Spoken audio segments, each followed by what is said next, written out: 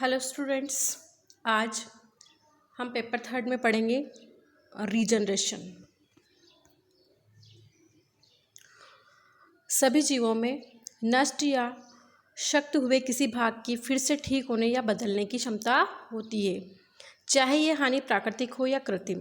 शरीर के नष्ट हुए भाग का फिर से ठीक होना या नए बनने की क्रिया को हम रीजनरेशन कहते हैं। रीजनरेशन की क्रिया में नष्ट या मृत कोशिकाएं नई कोशिकाओं से बदल सकती है, जैसे कि घाव भरना, नष्ट हुए शरीर के किसी भाग का फिर से बनना या पूर्ण जीव का निर्माण शरीर के किसी टुकड़े द्वारा हो सकता है। रीजनरेशन एक महत्वपूर्ण जैविक क्रिया है। रीजनरेशन एक ऐसा शब्द है जो प्रत्यानयन क्रिया के लिए भी प्रयोग किया जाता है, जो कि शरीर के एक भाग को अलग कर देने से उत्पन्न होती है तथा इसके परिणाम स्वरूप खोए हुए भाग को पूर्ण या आंशिक रूप से प्रतिस्थापन होता है। अतः वह संपूर्ण प्रक्रिया जिसमें जंतु अपने शरीर के शक्त भागों या लॉस पार्ट को पुनर्निर्माण करता है, उसे हम रीजनरेशन कहते हैं। रीजनरेशन के संबंधित प्रयोग सबसे पहले ट्रेम्बले ने हाइड्रा पर किए। मॉर्गन ने इस प्रक्रिया का विस्तृत अध्ययन किया है। मिसिंग टिश्यू को रिस्टोर करने की प्रोसेस को हम रीजनरेशन कहते हैं। जैसे यहाँ पर हाइड्रा में, ह्यूमन लीवर और प्लेनेरिया में हम देख सकते हैं रीजनरेशन। रीजनरेशन के टाइप्स, इसके दो प्रकार हैं, फिजियोलॉजिकल रीजनरेशन और रिपेरेटिव रीजनरेशन। तो फिजियोलॉजिकल रीजनरेशन में प्रतिदिन नियमित रूप से नष्ट हुई कोशिकाएं नई कोशिकाओं से बदलती रहती हैं। उदाहरण के लिए जैसे कि मृत आरबीसी का नई लाल रुधिर कणिकाओं से बदलना, त्वचा के एपिडर्मिस कोशिकाओं का बदलना, आहार नाल के आंतरिक स्तर की कोशिकाओं का बदलना आदि। हमारे शरीर में लाल रुधिर कणिकाएं लगभग 25 × 10⁻12 होती हैं तथा इसकी 1% कोशिकाएं प्रतिदिन मरती हैं व नई कोशिकाओं द्वारा बदल जाती है। रिपेरेटिव रीजनरेशन, इस प्रकार के रीजनरेशन में शक्त भाग बदलता है, जो लॉस पार्ट है वो बदल जाता है, या शरीर के नष्ट हुए भाग की मरम्मत होती है, उसकी रिपेयर होती है।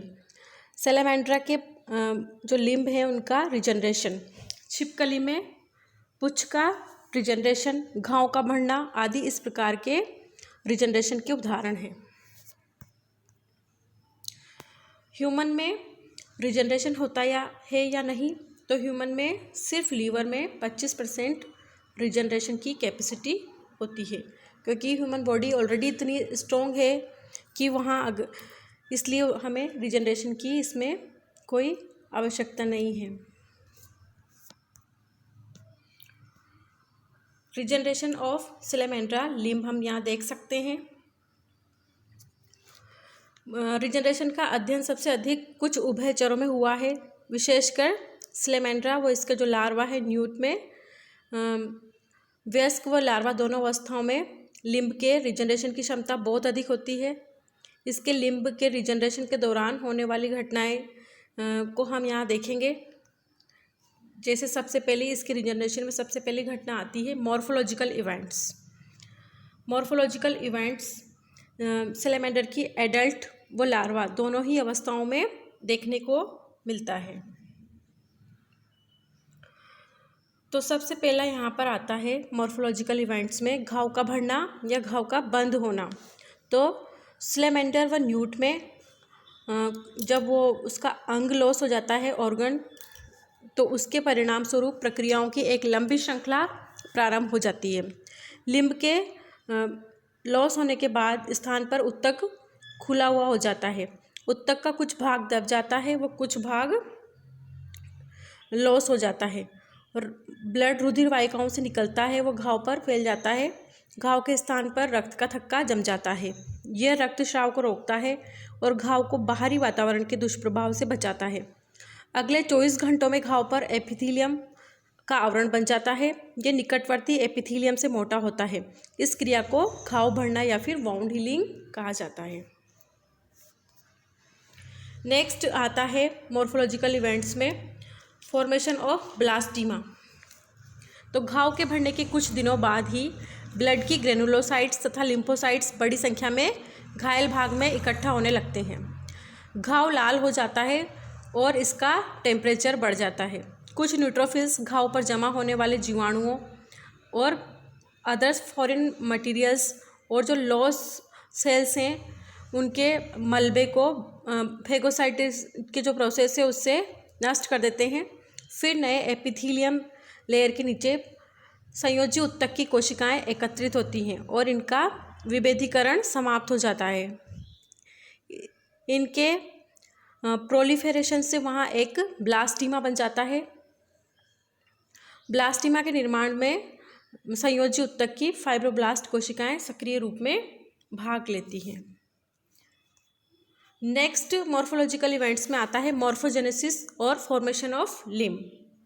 ब्लास्टीमा बन जाने के बाद कई दिनों तक इसकी कोशिकाओं का डिफ्रेंशिएशन होता है ताकि जो लॉस्ट ऑर्गन है उसके सभी विभिन्न ऊतकों जैसे पेशियों, अस्थियों, उपास्थियों आदि की मरम्मत हो जाती है।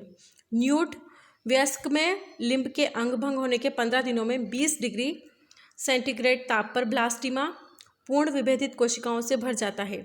20 दिनों में ब्लास्टीमा शंकु के आकार की हो जाती है। 25 दिनों में ब्लास्टीमा की आकृति चपटी और शंकु के समान हो जाती है। 30 से 35 दिनों में प्रथम उंगली कलिका परिवर्तित होती है। इन कलिकाओं से उंगलियां बनती हैं। इस प्रकार न्यूट में लिम्ब को काटकर हटा देने पर लगभग 75 दिनों में इसका रिजनरेशन हो जाता है। नेक्स्ट हम हिस्टोलॉजिकल इवेंट्स की बात करें तो इसमें सबसे पहले हम देखते हैं डी डिफ्रेंशिएशन, अविभेदीकरण। घाव के एपिथीलियम आवरण के द्वारा घिरने के बाद शीघ्र ही आसपास के विभिन्न प्रकार के ऊतक जैसे पेशियां, अस्थियां, उपास्थियां आदि में विभेदन समाप्त हो जाता है।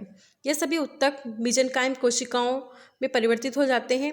इस क्रिया को अविभेदीकरण या डी डिफ्रेंशिएशन कहा जाता है। कंकाल का अंतरा कोशिकीय मैट्रिक्स खुल जाता है, वो कोशिकाएं स्वतंत्र हो जाती हैं। ये कोशिकाएं गतिकर एपिडर्मल टोपी के नीचे इकट्ठी हो जाती हैं। इसी प्रकार अन्य ऊतक को कोशिकाएं मेसेनकाइमी कोशिकाओं में परिवर्तित हो जाती हैं। ये सभी कोशिकाएं ओती की दृष्टि से समान होती हैं। नेक्स्ट आता है इसमें प्रोलिफेरेशन। जब ब्लास्टीमा एक निश्चित आकार को प्राप्त कर लेता है तब डी डिफ्रेंशिएशन की क्रिया रुक जाती है। घाव के आसपास के ब्लास्टीमा की कोशिकाएं प्रोलिफेरेशन में आ जाती हैं और ये कोशिकाएं समसूत्री विभाजन में जाती हैं एवं संख्याओं में वृद्धि करती हैं और इसके परिणाम स्वरूप ब्लास्टीमा के आकार बड़ा हो जाता है। नेक्स्ट आता है री डिफ्रेंशिएशन। ब्लास्टीमा की कोशिकाएं जो पहले अविभेदीकरण में जाती हैं वे फिर से विभेदीकरण की क्रिया में प्रवेश करती हैं। इस क्रिया को पुनः विभेदीकरण कहते हैं। पुनः विभेदीकरण की क्रिया शंकु अवस्था में ही प्रारंभ हो जाती है। पुनः विभेदीकरण के लिए उत्प्रेरणा पाद में पहले से उपस्थित ऊतक से आता है। प्रयोगों द्वारा यह प्रमाणित हो चुका है कि प्रारंभिक ब्लास्टीमा को अन्य स्थान पर रोपण करने पर विभेदीकरण की क्रिया नहीं होती है, जबकि पुरानी ब्लास्टीमा को अन्यत्र रोपण करने पर भी वह विभेदीकरण में जाकर लिम्ब में परिवर्तित हो जाती है। तो स्टूडेंट्स, आज हमने देखा टाइप्स ऑफ रीजनरेशन और स्लेमेंडर में रीजनरेशन के मॉर्फोलॉजिकल इवेंट्स और हिस्टोलॉजिकल इवेंट्स के बारे में। Now thank you for watching.